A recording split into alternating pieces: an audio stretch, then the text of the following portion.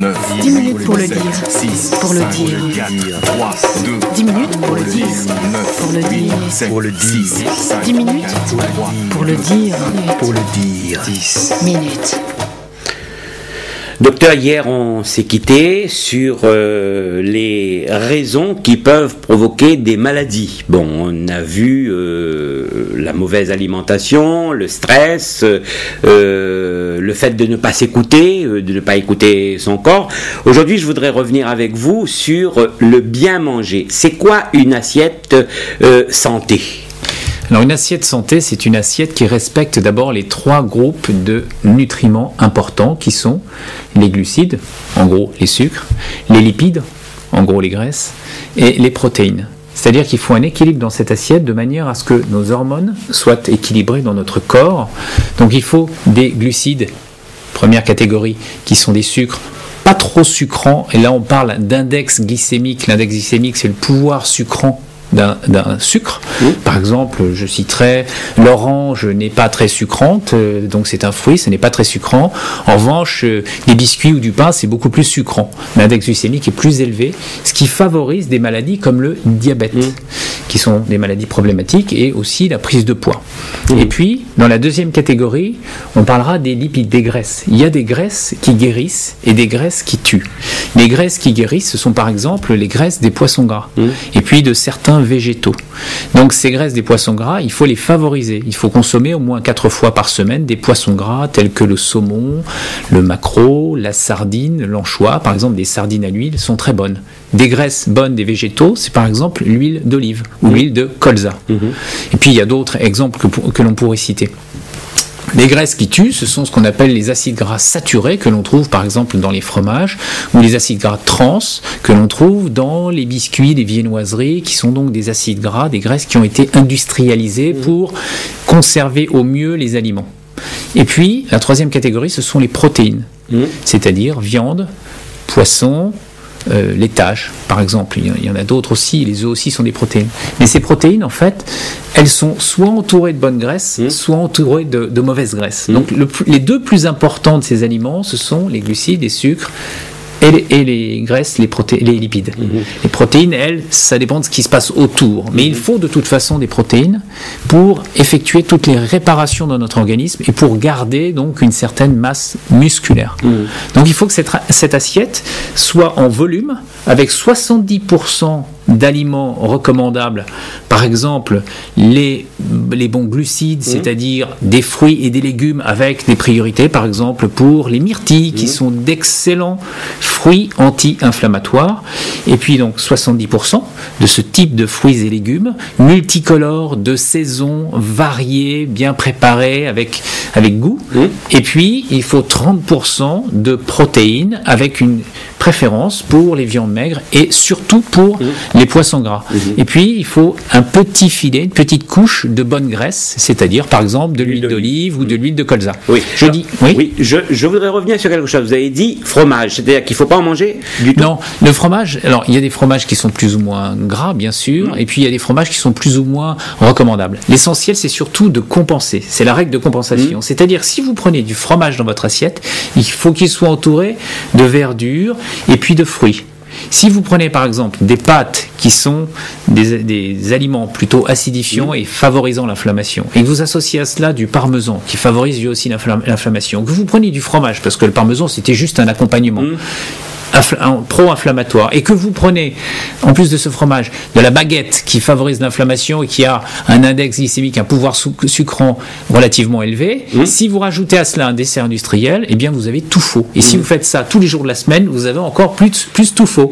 Donc il faut être capable de compenser, c'est-à-dire prendre des pâtes, je veux bien, avec des légumes multicolores, et puis avec des fruits. Le mieux, l'idéal en fait, c'est de commencer son repas par une grande salade, qui sera une salade de légumes de saison, ou bien, encore mieux je trouve, c'est ce que je fais personnellement, une soupe de légumes, que vous prenez systématiquement 1 ou 2 grands bols de soupe de légumes, parce que ça réchauffe, cela détend, et en plus cela hydrate, donc ça permet de prendre de l'eau.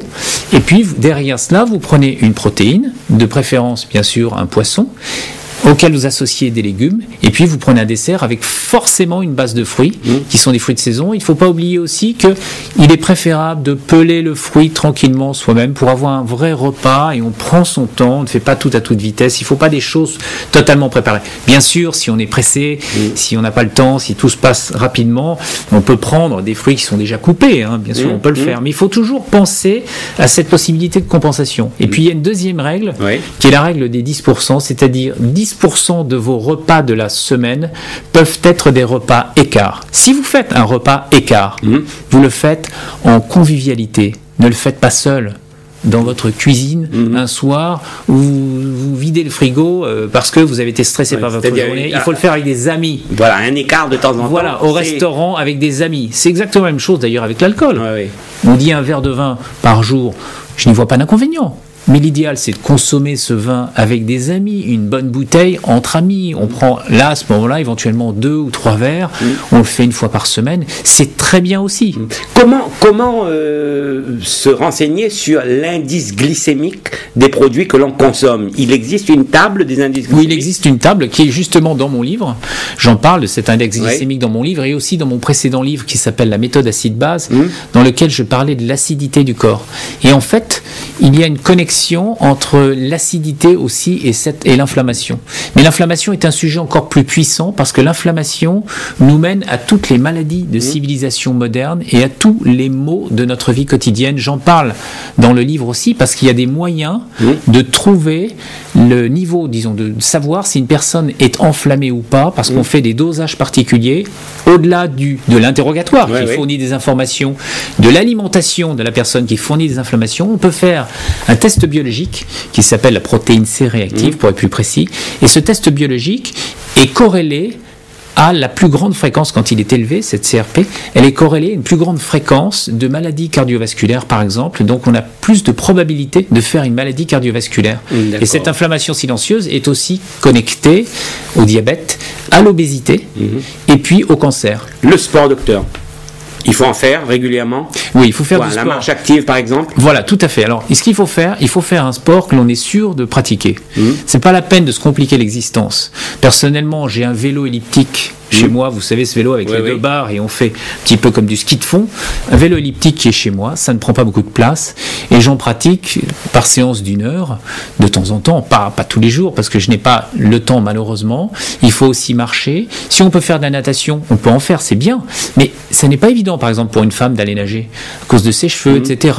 Et puis le contact de l'eau avec la peau peut poser éventuellement des problèmes. Donc, il peut y avoir une limitation des sports que l'on peut pratiquer, mais dites-vous bien que si vous faites du sport chez vous, même avec un vélo, qu'il soit elliptique ou pas, c'est déjà ça. Des petites haltères, vous prenez même des bouteilles d'Évian, vous faites des petits mouvements avec des petites haltères. Ça, c'est la deuxième partie qui est la musculation, et la troisième partie, c'est le stretching. Donc, quand vous faites une activité physique, votre séance doit avoir une partie qui concerne l'endurance, sur un vélo ou une marche rapide, éventuellement course à pied. Une deuxième partie qui est en connexion avec la résistance, c'est-à-dire la musculation, et la troisième partie qui est le stretching, donc la détente musculaire. Alors, 2 dernières choses, puisqu'on arrive au terme de cet entretien. Vous recommandez l'utilisation du piment, du curcuma, du gingembre? Oui, tout à fait, parce que dans ces aliments, il y a des substances qui sont anti-inflammatoires. Et anti-inflammatoire veut dire anti-cancer, anti-maladie cardiovasculaire, anti-diabète, anti-obésité aussi. Parce qu'il y a une petite note importante que je voulais vous dire, c'est que l'obésité, notamment ce que l'on a au niveau de la ceinture abdominale, elle favorise cette inflammation. Ça a été démontré scientifiquement, il y a beaucoup de recherches là-dessus. Les cellules de ce paquet adipeux, ces paquets de graisse, sécrètent des médiateurs de l'inflammation qu'on appelle les cytokines. Et ces médiateurs de l'inflammation sont à l'origine des maladies cardiovasculaires, du diabète et de certains cancers. C'est pour ça qu'on dit que l'obésité est un facteur de risque de certains cancers, comme l'obésité est un facteur de risque de maladies cardiovasculaires et de diabète. Donc, vous voyez, on commence à le montrer, le démontrer sur le plan scientifique, et il y a un avenir à tout cela. Et chaque jour dans nos revues médicales, croyez-moi, je les lis tous les jours, je trouve des arguments pour étayer cette thèse, cette théorie, mais qui est maintenant une réalité, de l'inflammation silencieuse.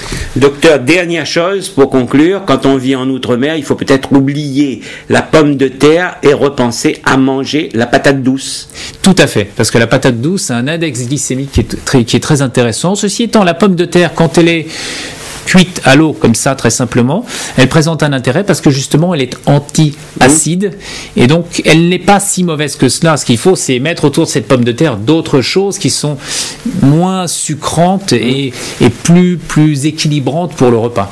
Merci docteur d'être venu sur ce plateau 2 jours de suite. Je rappelle le titre de votre livre, Ma promesse anti-âge, c'est publié chez Odile Jacob, Ralentir le vieillissement, maigrir durablement, combattre les maladies modernes. J'espère qu'on a amener un peu de santé chez les téléspectateurs. Merci beaucoup. Merci beaucoup.